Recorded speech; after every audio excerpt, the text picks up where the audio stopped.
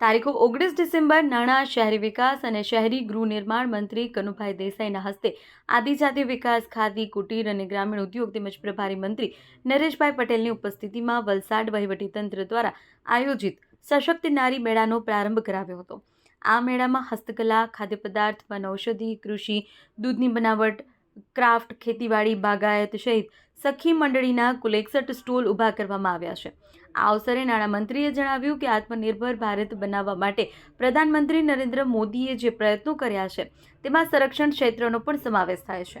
સાથે રોજ વપરાશની વસ્તુઓનું સારી ગુણવત્તામાં ભારતમાં જ ઉત્પાદન અને તેની નિકાસ પણ થઈ શકે તેમજ આપણા સ્થાનિક કારીગરોને પ્રોત્સાહન અને રોજગારી મળે તે માટે તેમણે લખપતિ દીદી સહિતની અનેક યોજનાની શરૂઆત કરી। મિશન લાઈફ મારફતે જાડા ધાન્યને પ્રોત્સાહન આપવાની ખાદ્ય પદાર્થ ઉત્પાદન કરતા સ્વસહાય જૂથોને પણ લાભ મળી રહ્યો છે। મંત્રીઓ અને મહાનુભાવોએ મેળાના વિવિધ સ્ટોલની મુલાકાત કરી નિદર્શન કર્યું હતું તેમજ સ્ટોલ ધારકો પાસેથી તેમની પ્રોડક્ટ વિશે માહિતી પણ મેળવી હતી, તેમને પ્રોત્સાહન આપ્યું હતું। મંત્રીના હસ્તે જિલ્લાની લખપતિ દીદીઓનું પ્રમાણપત્ર એનાયત કરી સન્માન કરવામાં આવ્યું હતું।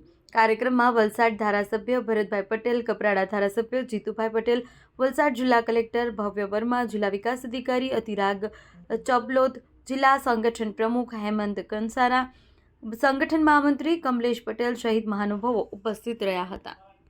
આપણે સૌ જાણીએ છીએ કે આપણો દેશ સનાતન ધર્મ સાથે એકદમ પુરાતન દેશ છે। આપણે જાણીએ છીએ કે રામાયણ મહાભારતની સાથે સાથે આપણા દેશમાં વર્ષોથી સમૃદ્ધિ હતી અને એ સમૃદ્ધિને આકર્ષાઈને બીજા લોકો પણ આપણા દેશમાં આવ્યા।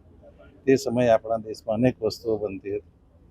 વિદેશીઓ આવીને આપણને થોડી બીજી વસ્તુ આપી જેનો આપણે ઉપયોગ કરવો ન હતો, પરંતુ જ્યારે આપણા દેશના યશસ્વી વડાપ્રધાન માનનીય મોદીજી આવ્યા જ્યારથી આપણે કોરોના શરૂ થયું ત્યારે આપણી પાસે માસ્ક પણ નહીં બનતા હતા અને છેલ્લે આપણે દુનિયામાં સૌથી પહેલાં કોરોનાની રસી બનાવી અને 2 થી 3 રસી જુદી જુદી પ્રકારની બનાવી અને આખા વિશ્વના 100 દેશોને પણ એ આપણે આપી।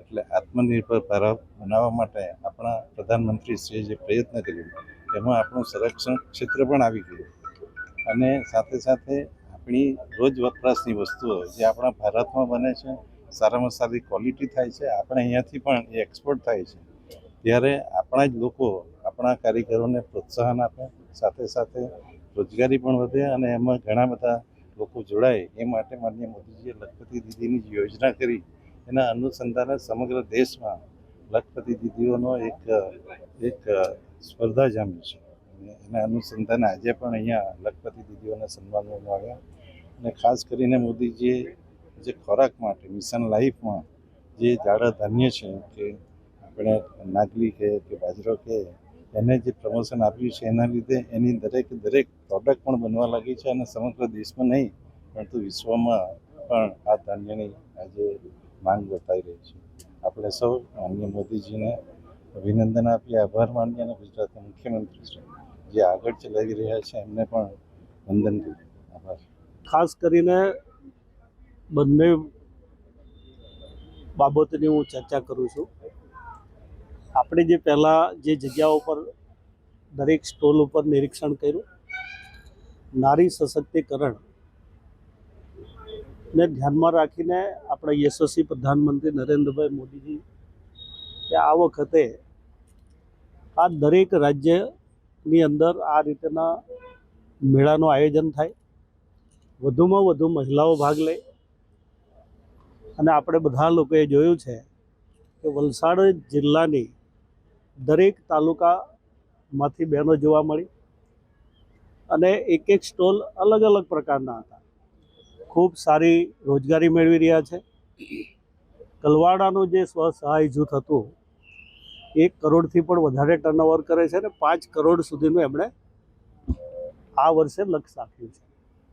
હું આશા રાખું છું કે જે રીતે મહેનત છે એ પ્રમાણે બધા લોકો આમાંથી ખૂબ સારું કમાઈ શકશે, વધુ બહેનોને એમાં ફાયદો પણ થશે।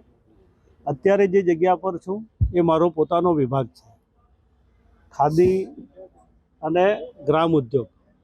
આ બંનેના ખાદી ઉદ્યોગની અંદર 40 સ્ટોલ છે અને 28 જેટલા ગ્રામ્ય ઉદ્યોગના સ્ટોલો અહીંયા રાખવામાં આવ્યા છે। દરેક જગ્યાએ એનું ખૂબ સારું વેચાણ થઈ રહ્યું છે। અને જે રીતે અત્યારે સરકાર પણ એ રીતે મદદ કરી રહી છે કે લેનારને પણ ફાયદો થાય છે અને સ્ટોલ નાખનારને પણ એનો ફાયદો થાય છે.